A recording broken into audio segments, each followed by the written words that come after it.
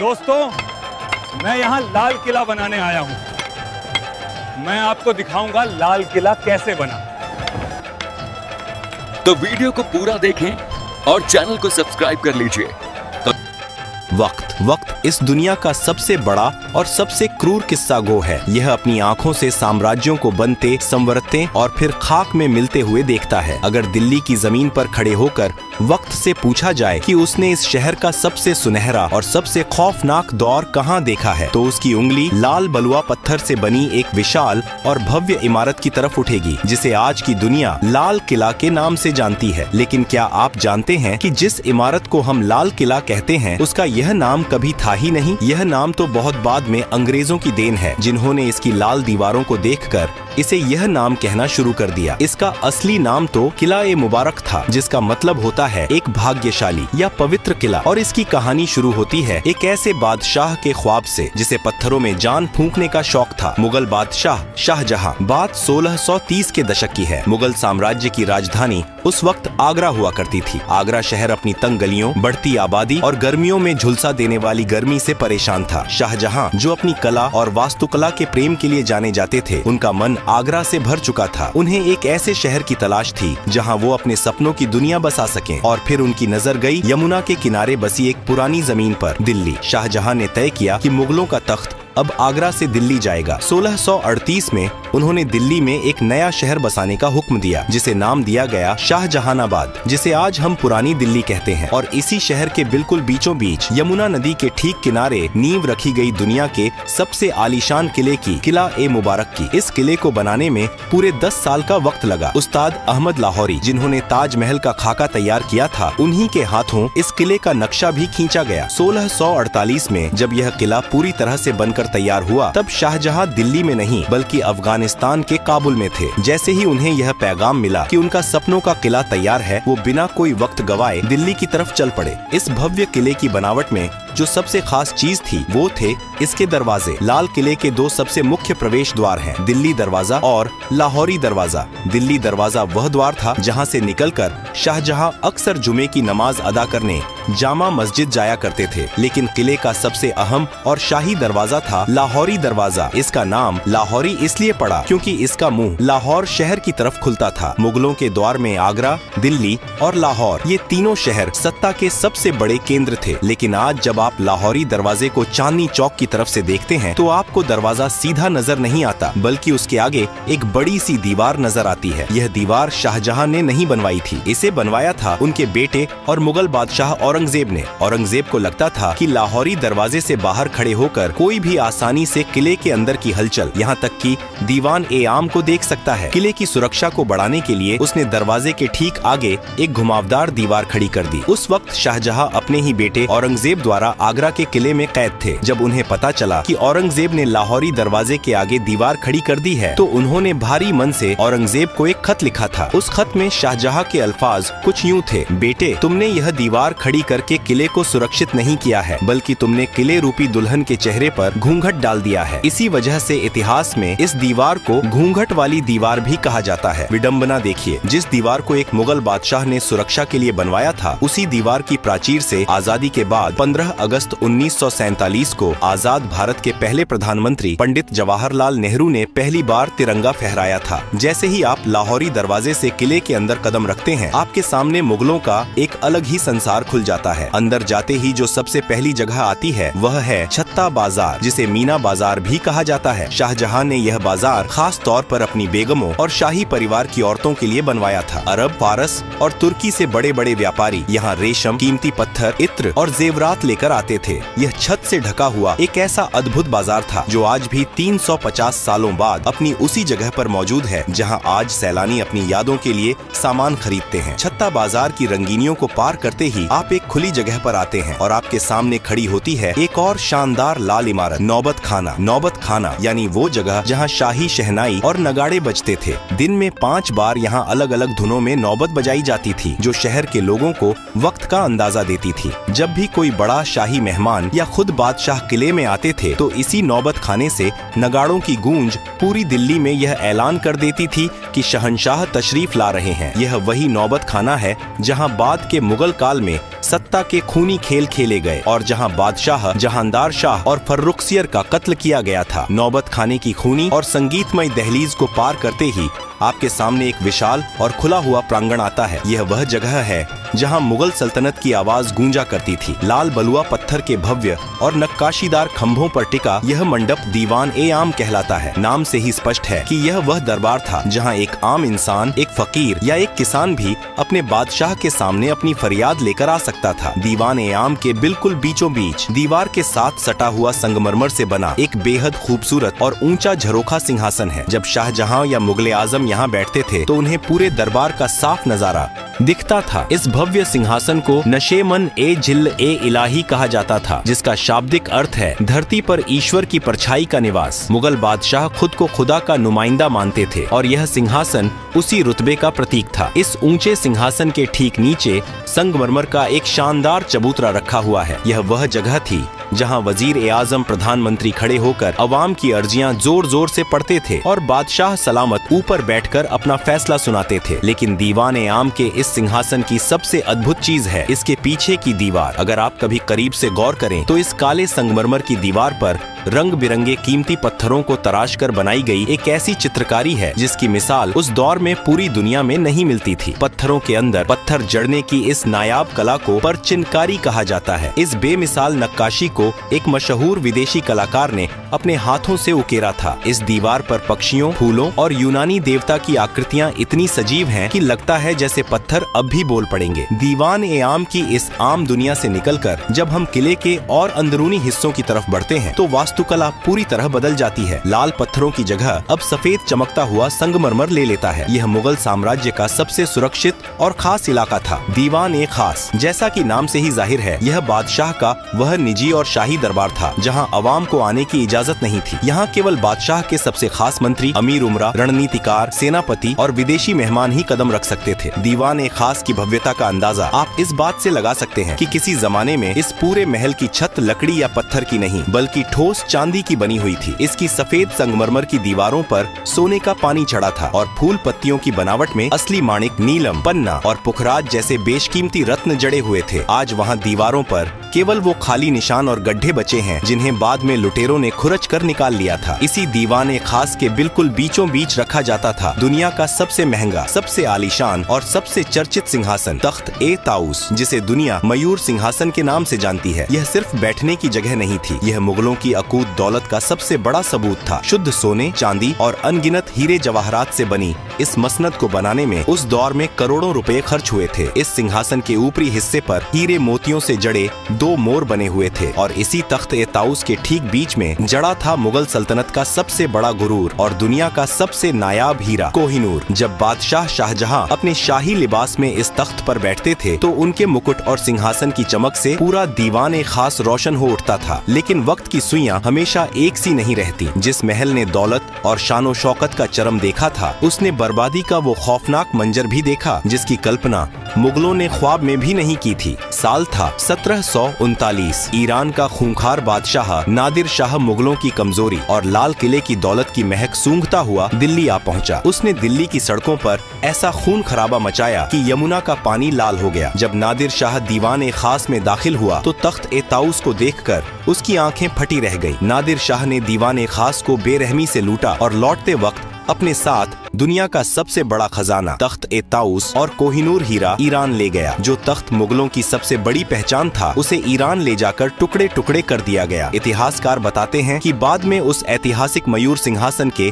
एक टूटे हुए निचले हिस्से को ईरान के तेहरान के एक संग्रहालय में आखिरी बार देखा गया था। दीवान-ए-खास की दौलत भले ही लुट गई हो, चांदी की छतें उखड़ गई हों और कोहिनूर छीन लिया गया हो, लेकिन इसकी दीवारों पर उकेरी गई कुछ लाइनें आज भी इसकी खोई हुई जन्नत की गवाही देती हैं। दीवान-ए-खास के मेहराबों पर फारसी भाषा में वे मशहूर पंक्तियां आज भी मौजूद हैं जिन्हें महान सूफी संत और कवि अमीर खुसरो ने कभी कश्मीर के लिए कहा था, लेकिन शाहजहां को वे इतनी पसंद आईं कि उन्होंने इसे अपने इस महल में लिखवा दिया। अगर फिरदौस बर रूए जमी अस्त, हमी अस्तो, हमी अस्तो, हमी अस्त, अर्थात अगर इस धरती पर कहीं स्वर्ग है तो वो यही है और बस यही है। भले ही आज वो कोहिनूर जड़ा तख्त ना रहा हो, लेकिन जब आप उन सफेद संगमरमर के मेहराबों के बीच खड़े होकर इन लाइनों को पढ़ते हैं तो एक पल के लिए आप मुगलों के उस वैभवशाली दौर में पहुंच जाते हैं जहां सचमुच धरती का स्वर्ग इसी लाल किले के अंदर बसता था। दीवान ए खास की उस जन्नती और चकाचौंध से भरी दुनिया से जब हम लाल किले के और भी अंदरूनी और नितांत निजी हिस्सों की तरफ बढ़ते हैं तो वास्तुकला एक अलग ही रंग में रंग जाती है। इस्लामिक वास्तुकला में जन्नत का तस्वुर बिना बहते हुए पानी और बागीचों के अधूरा माना जाता है। शाहजहां जो बेहतरीन काम के मुरीद थे, उन्होंने अपनी इस दिल्ली की जन्नत में जान फूंकने के लिए एक ऐसी नहर का निर्माण करवाया जो लाल किले के महलों के ठीक बीचों बीच से होकर गुजरती थी। इसे नाम दिया गया नहर ए बहिश्त यानी स्वर्ग की नहर। यह कोई आम पानी की नाली नहीं थी। यमुना नदी के पानी को एक खास तकनीक से लाल किले के अंदर लाया गया था। यह नहर ए बहिश्त संगमरमर से बने महलों के फर्श के बीच से खूबसूरत फव्वारों और फूलों की क्यारियों को चूमते हुए गुजरती थी। दिल्ली की झुलसा देने वाली गर्मियों में जब यह ठंडा पानी महलों के अंदर बहता था तो पूरे महल की आबो हवा वातानुकूलित हो जाती थी। पानी के बहने की वह मधुर कलकल आवाज और फव्वारों से उठती खुशबू महलों के अंदर मानो जादू कर देती थी। नहर ए बहिश्त का पानी सबसे पहले जिस शानदार महल से होकर गुजरता था वो था मुगल हरम का सबसे रंगीन और खूबसूरत हिस्सा रंग महल। नाम के ही अनुरूप यह रंगों का महल शाहजहां ने अपनी खास बेगमों, शहजादियों और शाही परिवार की औरतों के लिए बनवाया था। इस महल के बीचों बीच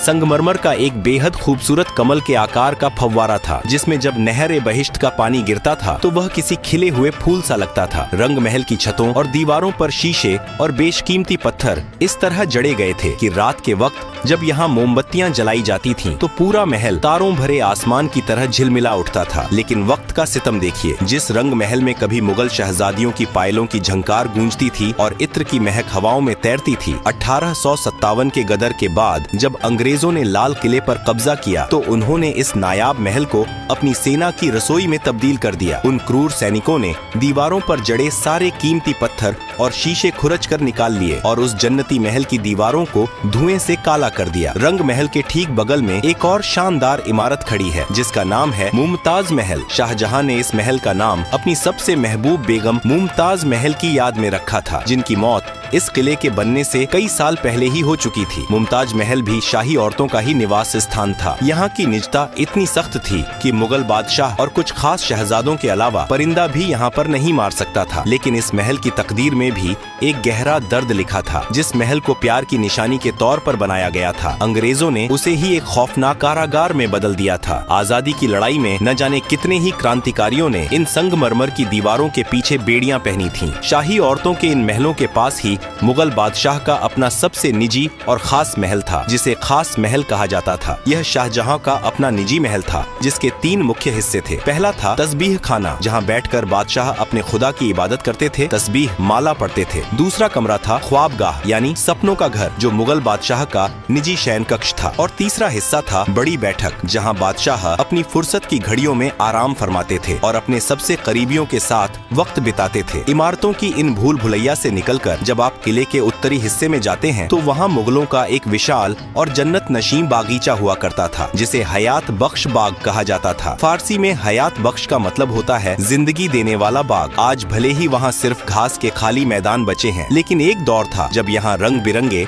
और खुशबूदार फूलों के गलीचे बिछे रहते थे और बीच बीच में फव्वारे नाचते थे। इसी हयात बख्श बाग के दोनों सिरों पर 2 बिल्कुल एक जैसी दिखने वाली संगमरमर की इमारतें मंडप आमने सामने खड़ी हैं। लाल किले के पूरे इतिहास में इन 2 इमारतों का नाम सबसे अनोखा है। मुगल दौर में जहां हर इमारत का नाम फारसी भाषा में रखा गया था, जैसे दीवान ए आम, नौबत खाना, वहीं इन 2 इमारतों का नाम शुद्ध हिंदी या हिंदुस्तानी महीनों के नाम पर रखा गया, सावन और भादो। क्या आप जानते हैं कि इनका यह नाम क्यों पड़ा? मुगलों को बारिश के मौसम से बेइंतहा मोहब्बत थी। सावन और भादो मानसून के वो 2 महीने हैं जब भारत में झमाझम बारिश होती है। इन दोनों मंडपों के अंदर एक ऐसा जादुई जल प्रणाली बनाया गया था कि जब नहर का पानी छत से होकर नीचे गिरता था तो ऐसा लगता था मानो सावन और भादों की मूसलाधार बारिश हो रही हो। जब असली बारिश नहीं होती थी तब भी शाही परिवार के लोग सावन और भादों के मंडप में बैठकर कृत्रिम बारिश का लुत्फ उठाते हुए जन्नत का एहसास करते थे। सावन और भादों के उन हसीन और रोमानी मंडपों से जब हम आगे बढ़ते हैं तो लाल किले की दास्तान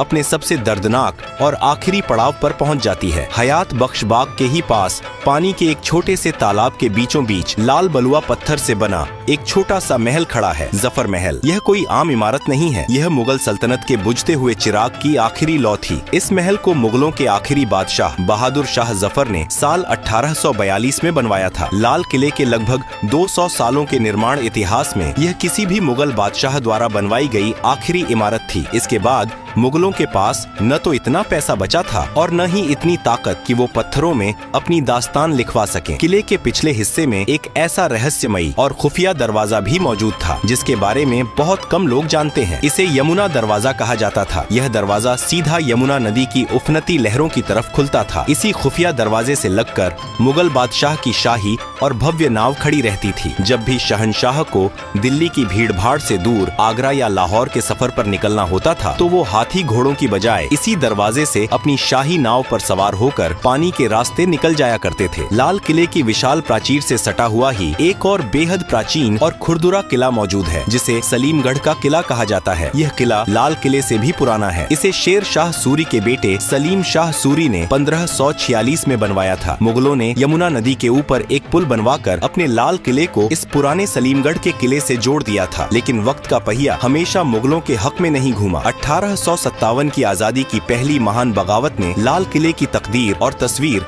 दोनों को हमेशा के लिए बदल कर रख दिया। जब अंग्रेजों ने आखिरकार दिल्ली और इस किले पर कब्जा किया तो उन्होंने इसकी मुगल रूह को ही छलनी कर दिया। लाल किले के अंदर एक बेहद खूबसूरत और तिलिस्मी बाग हुआ करता था, मेहताब बाग, जिसका मतलब होता है चांदनी रात का बागीचा। अंग्रेजों ने अपनी नफरत में इस हसीन बागीचे को बेरहमी से उजाड़ दिया। फूलों और फव्वारों की जगह उन्होंने अपनी फौज के रहने के लिए भद्दी लाल ईंटों वाली नीरस इमारतें खड़ी कर दी। इन इमारतों को सैनिक कक्ष कहा जाता है। आज जब आप लाल किले में मुगल वास्तुकला की बारीक और रेशमी नक्काशी के ठीक सामने अंग्रेजों की बनाई इन चौकोर अंग्रेजी वास्तुकला की इमारतों को देखते हैं तो दोनों के बीच का अंतर चीख चीख कर मुगलों के पतन और अंग्रेजों के जुल्म की गवाही देता है। अंग्रेजों ने लाल किले के लगभग 80% शाही महलों और बागीचों को नष्ट कर दिया था, लेकिन लाल किले के इतिहास का सबसे स्याह और रुला देने वाला दिन वह था जब इसी किले के अंदर, जहाँ कभी मुगल बादशाहों का एक इशारा पूरी दुनिया का कानून हुआ करता था, वहीं भारत के आखिरी बादशाह बहादुर शाह जफर को